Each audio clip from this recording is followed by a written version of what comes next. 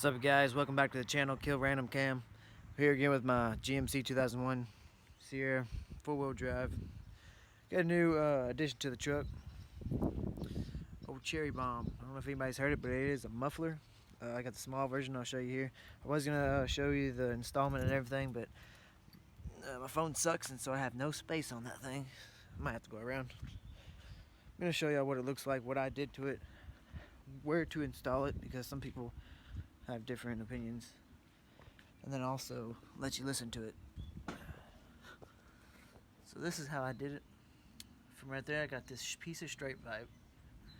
There's the Cherry Bomb, and then I have a tip. So that's what I have going on there. I'll let you listen to it here.